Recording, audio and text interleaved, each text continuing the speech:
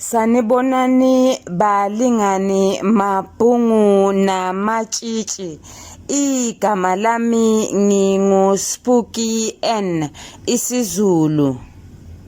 Namhlanje senza umbhalo wobuciko obizwa ngokuthi Zihlangene Phezulu obhalwe nguSibanyoni MB.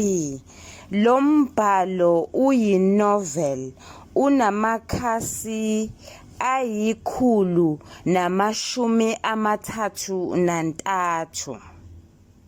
Ngaphambi kokuthi sifunde, ake siveze umehluko phakathi komdlalo nenovel. Umdlalo. Lapha sithola indaba. Le ndaba siyethulelwa ngenkulumo mpendulwano noma ngenkulumo kayedwana. Enovelini, umbhali wethula indaba ngolimi lweprozi, asebenzise isu lokuchaza. Isibonelo, uThuthukani umfo kaNjiyela uhlala endaweni yaseWatville eBenoni. Lapho-ke umbhali uyasichazela, usebenzise isu lokuchaza.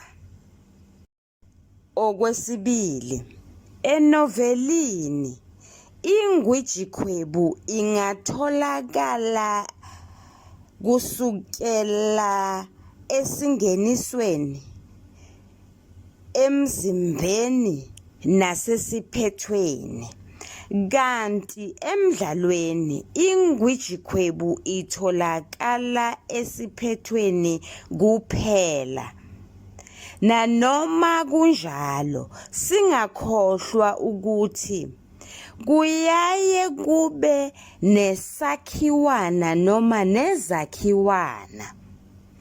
Uma ngabe kunesakhiwana emdlalweni, lokho kungachaza ukuthi ingwijikhwebu ingatholakala kuleso siphetho saleso sakhiwana.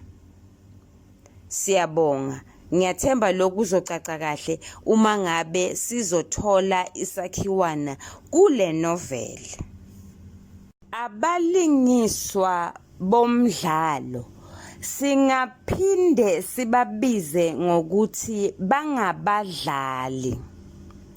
Umlingiswa osemqoka emdlalweni singambiza ngokuthi uliqhawe noma uliqhawekazi. Singaphinda futhi simbize ngokuthi ungummeleli. Ake siqhubeke-ke. Isihloko sale novel sibizwa ngokuthiwa Zihlangene Phezulu. Phela uma ngabe sithi zihlangene phezulu, kuyacaca ukuthi zindala zombili, kudibene ingwe nengonyama, ongaphansi nongaphezulu, kuyaliwa. Ake siboneke. Isahluko sokuqala. uThuthukani umfo kaNjiyela uhlala endaweni yaseWatville eBenoni. Wake waba ngesinye sezishoshovu zepolitiki ngesikhathi kusaliwa nombuso wobandlululo. Ungomunye walabo bantu abeqa wayobhaca emazweni angaphandle ngemuva kokuphuma ngesamagundane. Kuqhunyiswe ngebhomu esinye seziteshi sesitimela eGoli. Amaphoyisa ngaleyo minyaka ayemfuna uThuli, kepha wakwazi ukuphulukundlela umuzi wakubo. Usuzungezwe ngamasotsha omgumanqa omahedle. Imijojantaba ilambele ukumthela phansi ngenhlamvu. Washayeka ethangeni eqa uthango lwakwabo wavuka wazithatha. Kungakho thina esakhula naye wathi nxa esebuya ekudingisweni samqamba izibongo ezinjengalezo ezaqanjwa inkosi yakwaMthethwa uDingiswayo eyayibongelelwa kuthiwe uMafavuke njengedangabane, uSombangeya kaNdaba, bamhlaba ngenjongolo uSobangwa, bambangela amanxeba ukuluphala. Nakuye umfokaNjiyela kwenzeka ukuthi akufane nalokho amasotsha omkhosi wokuvikela waseNingizimu Afrika ngaleyo minyaka ayeshaya iqole. Imizi yamadoda yavalwa ngehlahla kulabo akade sebehlonzwe njengabashokobezi. uThuthukani wayeseqhuba okwenyamazane, elala obenyoni, ethuka izanya. Wathi amasotsha esesitholile isikhundla sikanogwaja ozikhundlakhundla, azuma ngemuva kwendaba. Wawabona kuqala, waqanqulisa okwenyamazane waphela emehlweni, noma wabaleka nenhlamvu ibhajwe emhlubulweni. Sizokuma kancane ukufunda ukuze sichaze sicubungule. Umbhali wale novel usethulela indaba yakhe esebenzisa ulwazi lwaphambilini. Abanye baye bathi ulwazi lwangaphambili. Luyini ulwazi lwaphambilini? Ulwazi lwaphambilini uphawu lokuhlaziya olusethulela ingemuva nomlando womlingiswa. Lapha sethulelwa umlando womlingiswa osemqoka ovelele noma umlingiswa omkhulu ogama lakhe linguThuthukani. Lo mlando noma lolu lwazi lwaphambilini luveza ukuthi uThuthukani lona uliqhawe, luveza futhi nezinkinga noma izimo abhekana nazo phambilini. Kufanele sithi siqhubeka nokufunda le novel sibe sicabanga ukuthi lezi zimo adlula kuzo uThuthukani noma lempilo ayeyiphila uThuthukani izoba namuphi umthelela empilweni ayiphilayo manje. Umbhali uphinde wasethulela isethulo.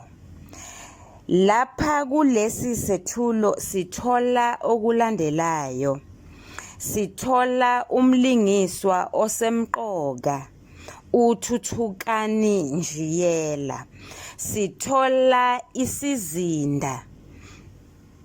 Siyazi sonke isizinda sithinta okuthathu okuyindawo, isimo senhlalo kanye nesikhathi.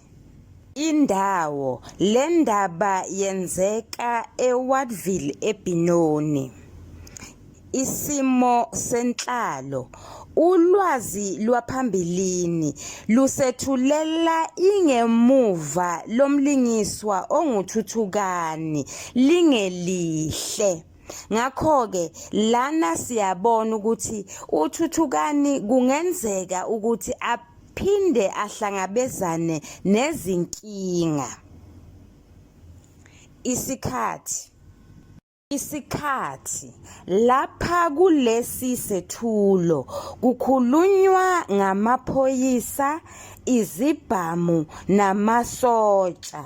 Lokhu kufakazela ukuthi le ndaba yenzeka esikhathini samanje.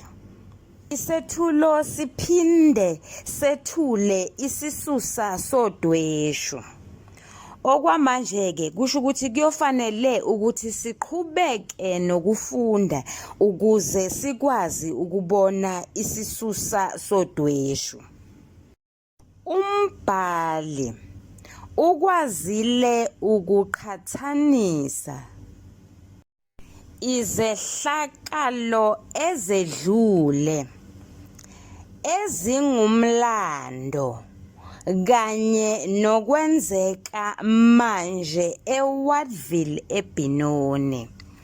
Lapha sibona umlingiswa ovelele uThuthukani Njiyela ebongelelwa njengenkosi yakwaMthethwa uDingiswayo.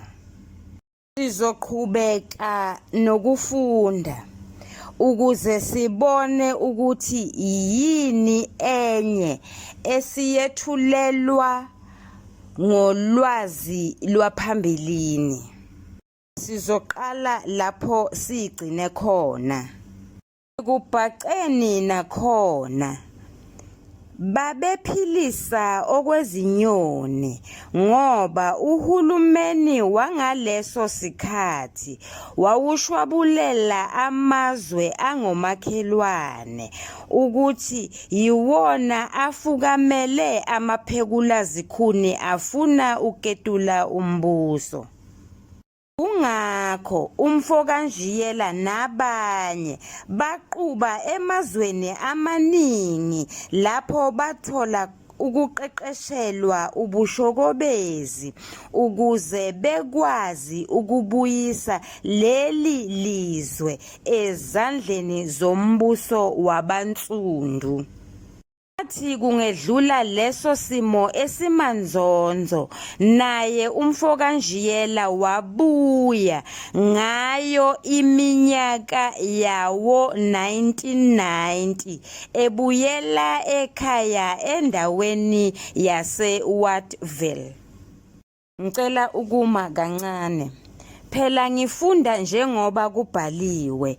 Yingako ngithi 1990 ngoba kubhalwe ukuthi yawo 1990 akubhaliwe ukuthi wabuya ngayo iminyaka yenkulungwane eyodwa angithi namakhulu ayisishiyagalolunye namashumi ayisishiyagalolunye akubhaliwe kanjalo. Ngakho-ke ngizofunda njengoba kubhaliwe. Indawo yaseWattville ingencanyana kepha ingenye yalezo ezisebalazweni lomhlaba ngoba yilapho kwangcwatshwa khona uOR Tambo, elinye lamaqhawe omzabalazo wenkululeko. Esezinzile uhulumeni obuholwa nguDokotela Mandela kwenziwa nesinye isiphakamiso sokuhlanganiswa kwamasotsha aseNingizimu Afrika kanye namasotsha omkhonto wesizwe i-APLA. Kanye nalawo masotsha asungulwa emiphakathini ehlukene ayaziwa ngokuthiwa ama-self-defense units ngeminyaka ephakathi kuka-1976 ukuya ku-1994. Kunye okwahlaba umxhwele ngoThuthukani yindlela ayeziphethe ngayo. Wayengeyena umuntu oziphakamisayo, kepha wayebathanda abantu futhi ethanda ukufaka isandla kumisebenzi eminingi eyenzeka emphakathini.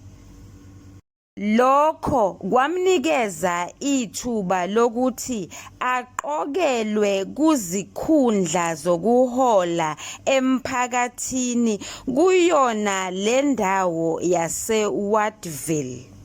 Le ndawo yaseWatville izungezwe yizimboni.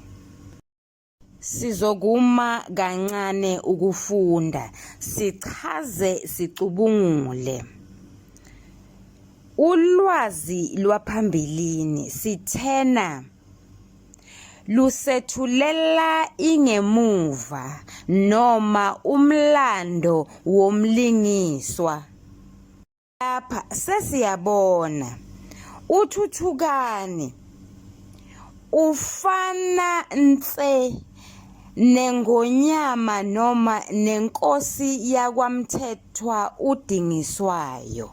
Naye wadingiswa uThuthukani ngemuva kokuthi alimale njengayo iNgonyama yakwaMthethwa eyadingiswa ngemuva kokuthi ilimale. Yona-ke yahlatshwa ngomkhonto, yingakho izibongo zayo zithi bamhlaba ngenjongolo. Kanti-ke uThulani-ke, Nkosi, ngiyaxolisa ukwetha uqhamuka nowami nje umlingiswa. Ngifuna ukuthi uThuthukani-ke yena wadubuleka ngenhlamvu ngoba phela umkhonto wanamhlanje uyisibhamu. Okwesibili, uThuthukani uyafana kanye neNgonyama uDingiswayo ngoba uThuthukani uthanda uxolo neNgonyama yayithanda uxolo. Umbhali uyakuveza lapha ekhasini le10 uthi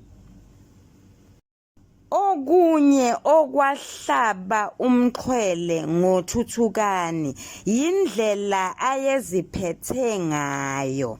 Wayengeyena umuntu oziphakamisayo, kepha wayebathanda abantu futhi ethanda ukufaka isandla. Asiqhubeke, uzoqhubeka-ke, uqhubeke.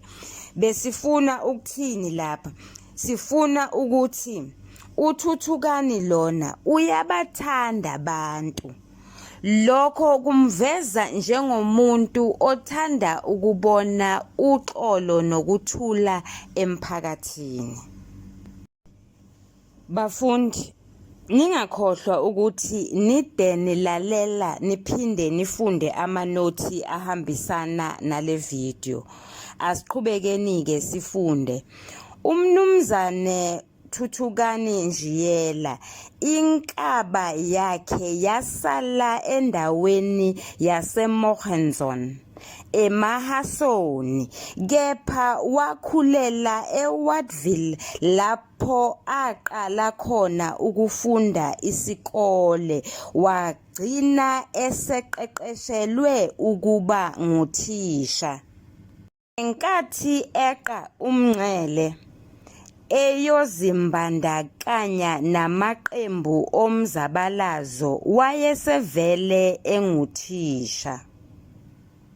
uThuthukani Njiyela uyigeza lensizwa eliseminyakeni engama-45 eganwe nguMasibiya uLetheni bengenazo izingane ngoba balahlekelwa yingane yabo yomfana ekade inguzinyobulala ephuma nje esibhedlela.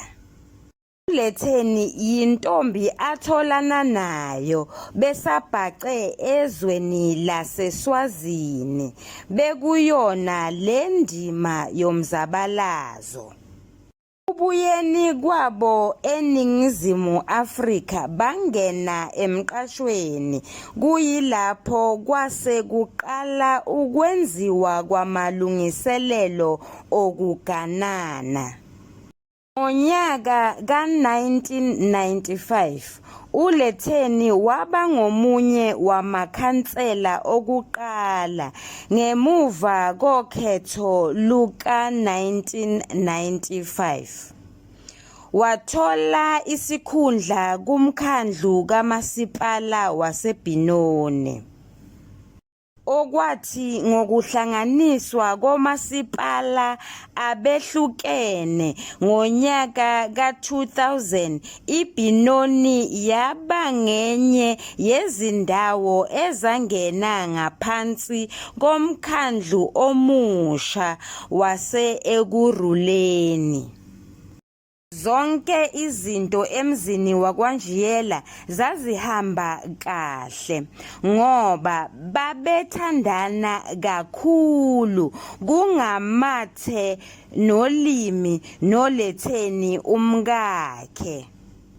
Sekuphele iminyaka eyi7 lo mshophi wokulahleka kwengane wenzeka. Kwase kungena isihlava esibi emzini wakwaNjiyela. Lowo mshado waqala ukuqhekeka ngenxa yezinkinga owagcina ngokuchitheka kungazelele muntu.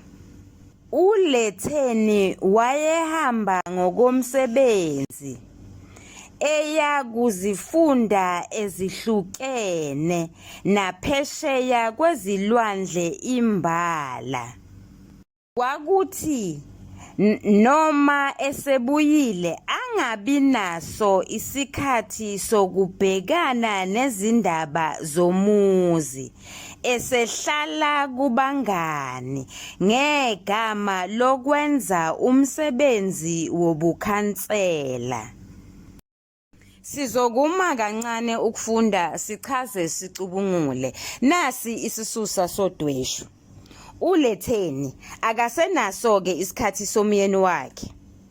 Uthe nje angathola umsebenzi wobukhansela wasevele emila amaphiko.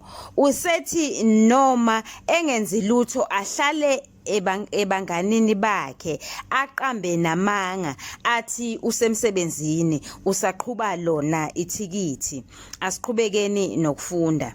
Kwaphinde kwavuleka indlela yokuya eDubai phesheya kwezilwandle kuthiwa kuyothengwa izimpahla ezizodayiswa kuleli lizwe. Inkinga eyaba khona ukungabonakali kwalezo zimpahla nemali eyinzuzo ngokudayisa. Kwabuye kwashaya kwezwela emzini wakwaNjiyela ukuthi uSokhaya wase elahlekelwa ngumsebenzi nokubuyela ekufundiseni akuzange kusalunga ngenxa yezinguquko ohlelweni lwezemfundo. Kwase kudingeka othisha abaqeqeshwe iminyaka emithathu nangaphezulu. Manje uThuthukani wafunda ngenkathi othisha besaqeqeshwa iminyaka emibili vo. Sizokuma kancane ukufunda, sichaze sicubungule. Sitheni? Sithe uma ngabe sibheka isethulo sithola okuthathu. Umlingiswa osemqoka, isizinda kanye nesisusa sodweshu. Sikubonile ke lokho. Uma ngabe ke sesibheka umzimba wenovel, nakhona sithola okuthathu. Okokuqala kwalokho ukubhebhetheka kodweshu. Lapha endabeni udweshu luyabhebhetheka ngenkathi uThuthukani elahlekelwa ngumsebenzi engasakwazi nokubuyela emuva ebuthisheleni ayofundisa. Indlela elula nje. Kanti siyini isisusa sodweshu? Nanoma ungeke washo njalo phela mfundi, kodwa ukuze nje kwakhe isithombe lokhu ekhanda lakho. Isisusa sodweshu inkinga yokuqala ebhekene ngqo nomlingiswa ovelele. Ukubhebhetheka kodweshu yinkinga yesibili ebhekene ngqo nomlingiswa osemqoka noma nomlingiswa ovelele. Yikuphi lokhu okunye okutholakala emzimbeni? Yilokhu okulandelayo. Yisixakaxaka kanye novuthondaba. Isixakaxaka izinkinga eziningi eziqhamuka macala onke. Lezo zinkinga azisabhekene ngqo nomlingiswa ovelele noma umlingiswa osemqoka yedwa, kodwa nabanye abalingiswa nabo bavezwa benezinkinga.